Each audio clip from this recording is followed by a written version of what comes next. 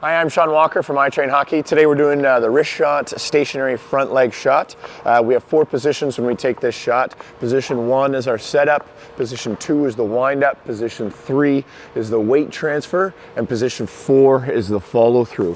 For a front leg wrist shot, that means as a lefty, my right leg is coming forward. As a righty, then my left leg would be coming forward. The wrist shot is mid-range in terms of power. It's a nice quick release shot, and it's mostly designed for accuracy.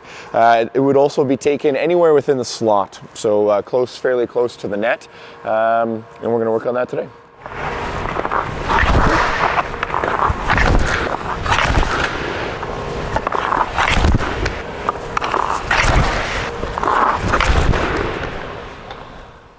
Okay, this is the overview of position 1, which is the setup position for our wrist shot stationary front leg. We're going to start with grip. Make sure that your thumb is pointing down just so that we can grip our stick properly.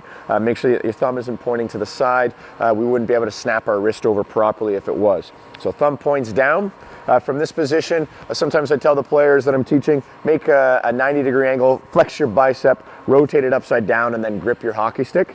From here, you rotate your wrist over. The puck is going to be right in the middle of the blade, and we're going to shadow that just so that we can get a firm grip. Bottom hand grips it about halfway down the shaft, maybe just a little bit less.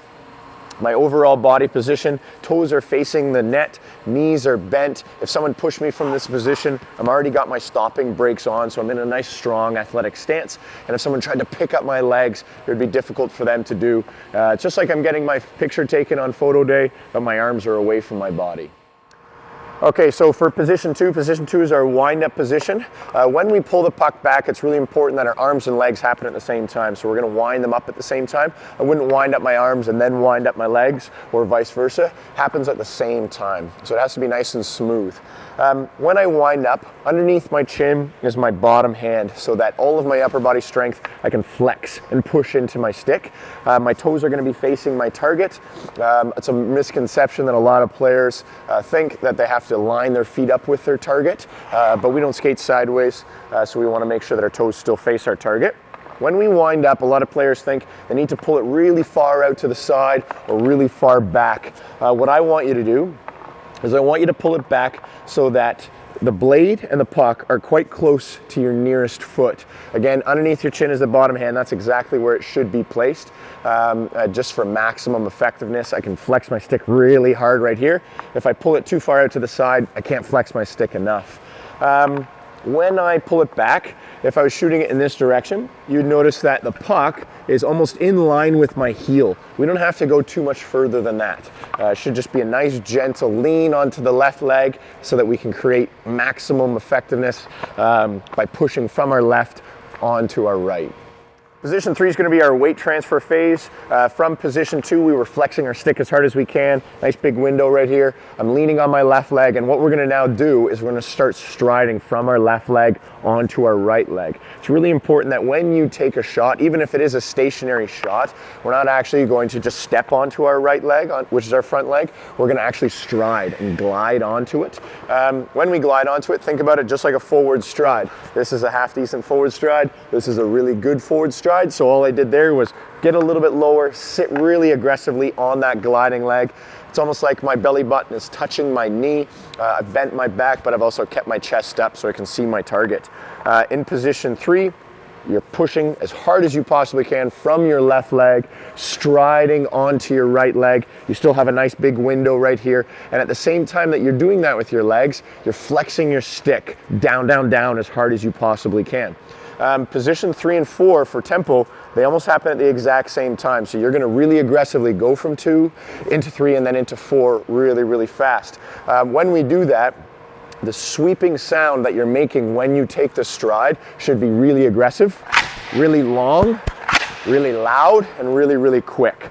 Some players, again, it's just too short. So really important, the same way we wind up our arms and legs at the same time, and we flex our stick and shoot that right leg forward for a glide at the same time as well.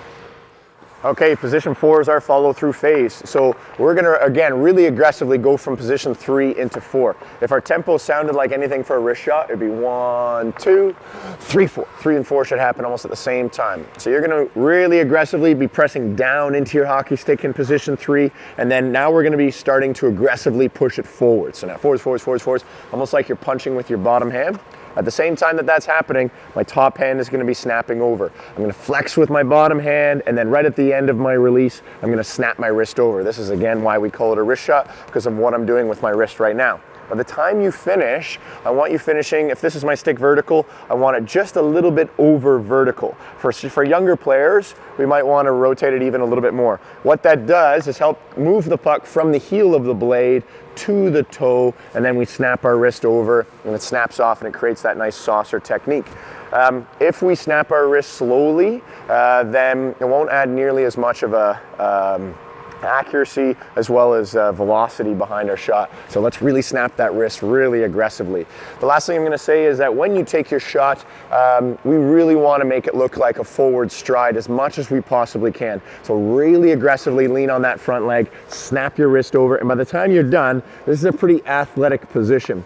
So it's almost like I'm shooting a sniper rifle, and my hand is up nice and close to my head. Doesn't have to be nearly right at my head, but fairly close. We wouldn't want to shoot it from here.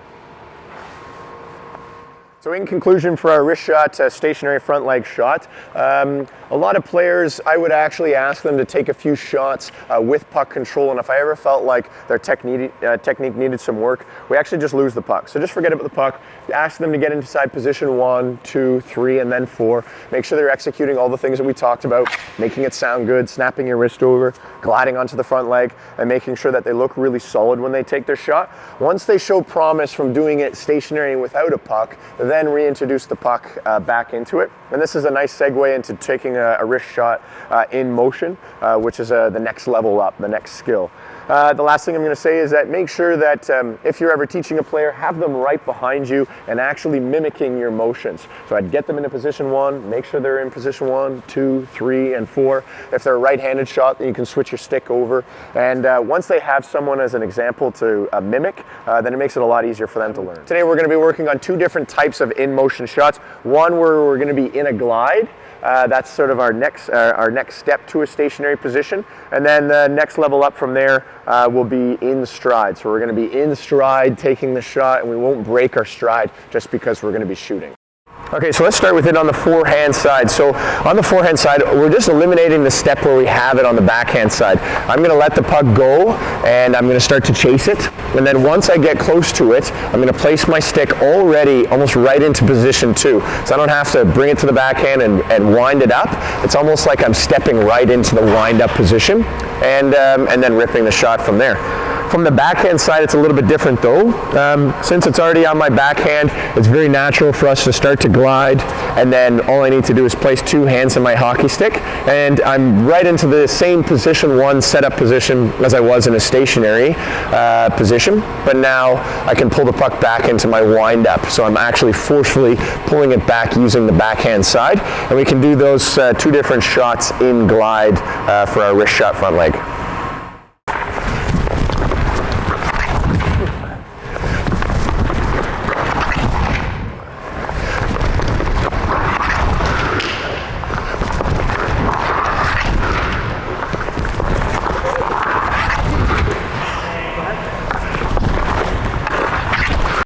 Taking the shot in stride requires 2 main things, 2 main points that I want to make.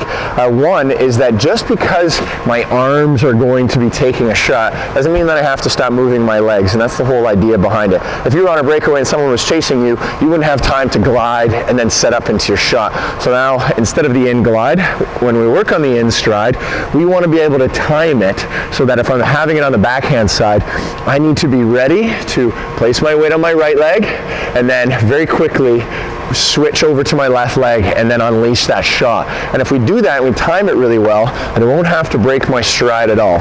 The last thing I'm going to say is, in position 4, when we take our shot, we are obviously taking a really aggressive stride onto our front leg. Just make sure that your back leg extends almost directly behind you and doesn't finish way out here. Right now I'm really off balance, and a lot of players might lift it up even, or they might lift it up straight behind them. Just kind of drag that back toe, and it might seem unorthodox, but it's a nice clean technique actually.